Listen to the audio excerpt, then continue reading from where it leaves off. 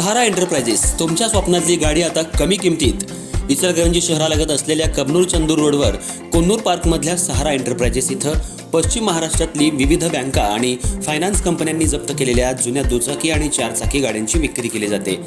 Showroom किमतीपेक्षा 25 ते 50% कमी दरात, उत्तम स्थितीत आणि संपूर्ण कागदपत्रांसह त्वरित डिलिव्हरी. दुचाकी 20,000 पासून पुढे तर चारचाकी 50,000 पासून पुढे. आपल्या पसंतीची कार किंवा बाईक आता अगदी परवडणाऱ्या दरात घेऊन जा. विश्वास, पारदर्शक व्यवहार आणि उत्तम सेवा हेच आमचं वैशिष्ट्य. पत्ता Konnur park, Kabnur Chandur road, Ichalkaranji. Proprietor Rajubhai Ajgar. संपर्क 8055810910 आणि 9860785786. सहारा एंटरप्राइजेस, दर्जा, विश्वास आणि बचत यांचं परिपूर्ण ठिकाण.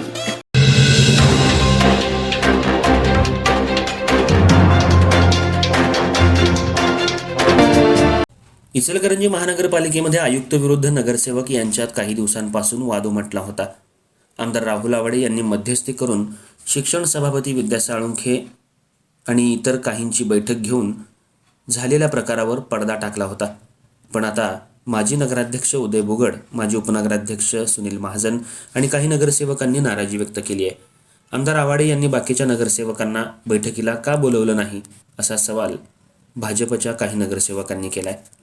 इचलकरंजी महानगरपालिकेत गेल्या 4 वर्षांपासून प्रशासक म्हणून काम सुरू होतं, तर गेल्या 4 वर्षांपासून 2 आयुक्तांची बदलीही झाली.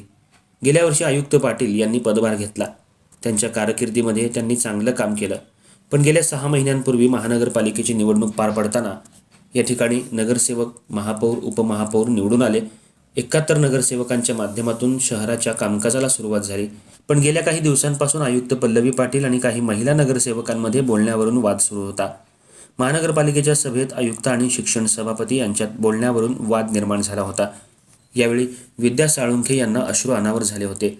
या अनुषंगानं भाजपच्या हळवणकर गटानं महापौर यांची भेट घेऊन आयुक्तांना समज देण्याची मागणी केली.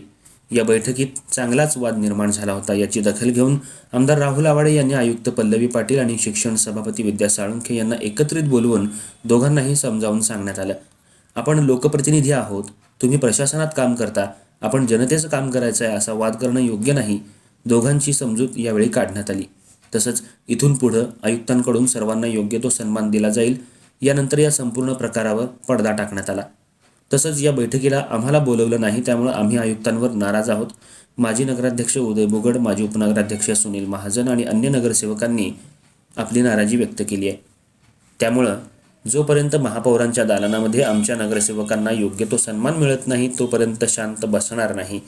आमदार राहुल आवाडे तसंच माजी आमदार सुरेश हळवणकर यांनी लक्ष घालून याही नगरसेवकांना योग्य तो सन्मान मिळावा, अशी मागणी सर्व नगरसेवकांनी केली आहे. फक्त एका नगरसेवकाला बोलवून हा वाद मिटणार नाही.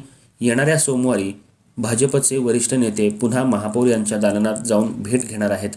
नगरसेवकांना मान सन्मान कधी मिळणार, असा सवाल आजी माजी नगरसेवक विचारत असल्याची माहिती सुनील महाजन यांनी पत्रकारांशी बोलताना दिली आहे.